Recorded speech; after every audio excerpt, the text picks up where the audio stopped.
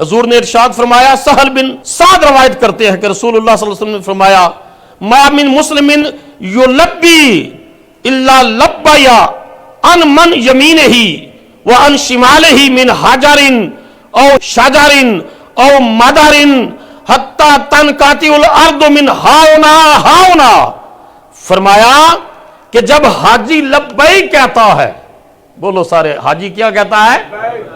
جب حاجی لبیک کہتا ہے، فرمایا اللہ اکبر، فرمایا لبی من عن یمینہ، اس کے دائیں طرف رائٹ سائڈ، لیفٹ سائڈ، آگے پیچھے، درخت بھی لبیک کہتے ہیں، پتھر بھی لبیک کہتے ہیں، ہر چیز لبیک کہتی ہے، کہ صرف مومن ہی نہیں کہہ رہا لبیک اللہم لبیک لا شریک لک لبیک ان الحمد والنعمت لک والملک۔ فرمایا جب وہ یہ نغمہ الاپتا ہے تو درخت بھی اللہ کی مخلوق ہے، درخت بھی یہ نغمہ پڑھتے ہیں۔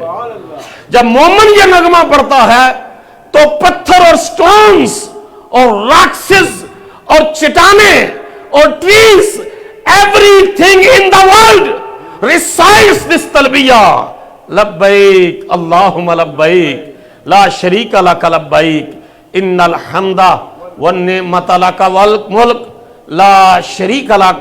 ہر چیز اس کی ہم زباں ہو جاتی ہے اور بلند آواز سے یہ نعرہ جو ہے نغمہ الاپنا شروع کر دیتی ہے۔ اور پھر یہ جو حدیث مبارکہ ہے، آپ میں سے ہم میں سے کچھ لوگوں نے حج کیا، کچھ ابھی سوچ رہے ہیں۔ عبداللہ ابن عباس سے روایت ہے کہ رسول اللہ صلی اللہ علیہ وسلم نے فرمایا، من اراد الحج فلیتعجل، a person who plans to perform Hajj, who intend to perform Hajj، جو انسان حج کا ارادہ رکھتا ہے، فرمایا اس کو چاہیے کہ وہ جلدی کرے۔ بولو نا سارے، اس کو کیا چاہیے؟ وہ جلدی کرے، پھر اس کو ڈیلے نہ کرے، کیونکہ کوئی پتہ نہیں کب انسان کے لیے موت کا فرشتہ آ جائے، کوئی پتہ نہیں جب زندگی کا سفر ختم ہو جائے۔ من اراد الحج، جو حج کا ارادہ کرے، آج اسی مجلس میں بیٹھ کر ارادہ کرو، جن نے حج نہیں کیا انشاءاللہ اگلے سال کا حج کریں گے۔ سارے اونچا بولو، جن نے کیا ہے وہ بھی۔ آگے روایت آ رہی ہے کہ 5 سال تک فرمایا جو صاحب استطاعت ہو اور دو نہ کرے وہ ظالم ہے۔ فرض تو ایک بار ہے، فرض تو صرف ایک بار ہے، لیکن صاحب استطاعت ہو اور 5 سال تک نہ حج کرے نہ عمرہ کرے تو اس کا مطلب ہے اس کے دل میں خدا کی محبت نہیں ہے، وگرنہ وہ اللہ کے گھر کی زیارت کے لیے جاتا۔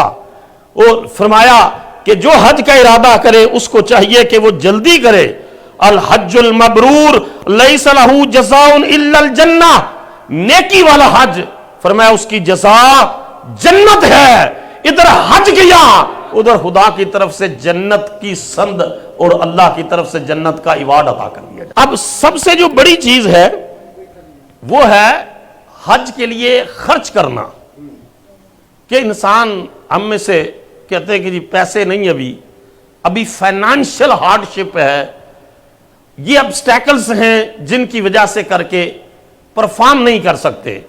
سنیے، فرمایا اللہ اکبر، النفقۃ فی الحج کالنفقۃ فی سبیل اللہ ب700 ضعف۔ فرمایا حج میں خرچ کرنا اور جہاد میں خرچ کرنا، ان میں سے فرق یہ ہے، ایک شخص جہاد میں خرچ کرتا ہے اور دوسرا حج میں خرچ کرتا ہے، تو فرمایا جہاد سے 700 گنا زیادہ حج میں جو پیسہ خرچ کرتا ہے اس میں اللہ اس کو اجر و ثواب عطا فرماتا ہے۔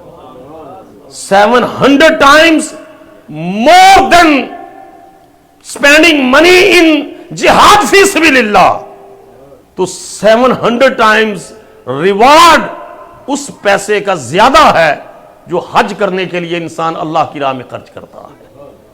اور پھر ارشاد فرمایا، ابو ہریرہ سے روایت ہے کہ رسول اللہ صلی اللہ علیہ وسلم سے پوچھا گیا، یا رسول اللہ ای الاعمال افضل، which act is more precious, more rewardable؟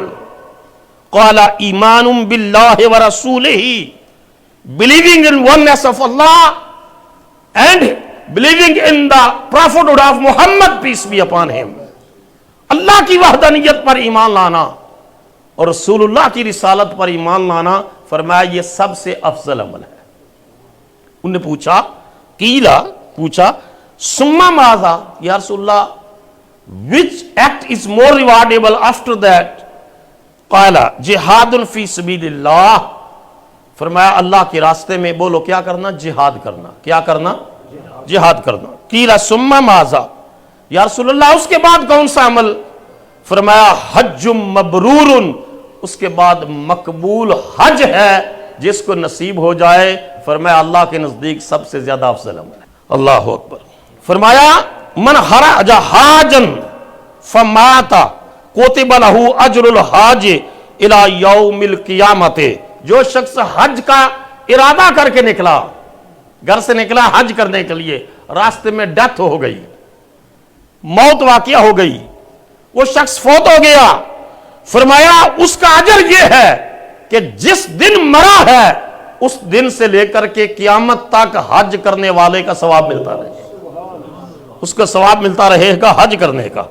وَمَنْ خَرَجَ مُعْتَمِرًا، اور جو عمرے کے ارادے سے نکلا، فَمَاتَ اور مر گیا، كُتِبَ لَهُ أَجْرُ الْمُعْتَمِرِ إِلَىٰ يَوْمِ الْقِيَامَةِ، تو اسے قیامت تک عمرہ کرنے کا ثواب ملتا رہے گا۔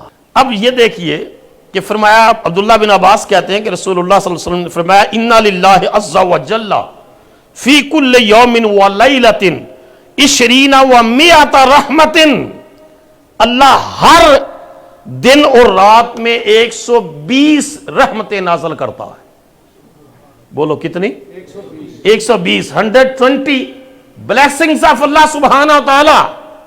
Allah reveals these blessings every day and night, 120 specific blessings.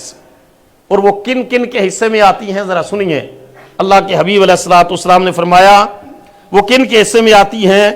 فرمایا تنزلوا مئات رحمت تنزلوا مئات رحمت تنزل علی من علی ھذا البیت فستون للطائفین و40 للراکعین و20 للناظرین۔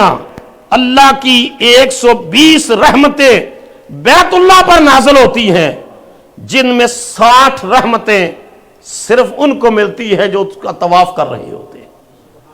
طواف کرنے والوں کے لیے 60 رحمتیں ہیں، اور وہاں نماز پڑھنے والوں کے لیے جن نے طواف کر لیا، نماز پڑھی، مقام ابراہیم کے پاس نفل پڑھنا ہو یا وہاں نماز پڑھ رہے ہیں، فرمایا 40 رحمتیں ان کو نصیب ہوتی ہیں، اور 20 رحمتیں ان کو ملتی ہیں جو صرف کعبے کا دیدار کر رہے ہیں، جو صرف زیارت کر رہے ہیں اللہ کے گھر کی، کعبۃ اللہ کی صرف زیارت کرنا۔ اس دنیا میں خدا سے ملاقات نہیں ہو سکتی، لیکن جو خدا کے گھر کی زیارت کرتا ہے اللہ کو زیارت کا بھی اجر عطا فرماتا ہے۔ جس طرح قرآن حکیم کی صرف زیارت کر لینا اس کا بھی اجر و ثواب ہے، پڑھنا تو بڑی بات ہے نا، صرف زیارت کر لینا اس کا بھی اجر و ثواب ہے۔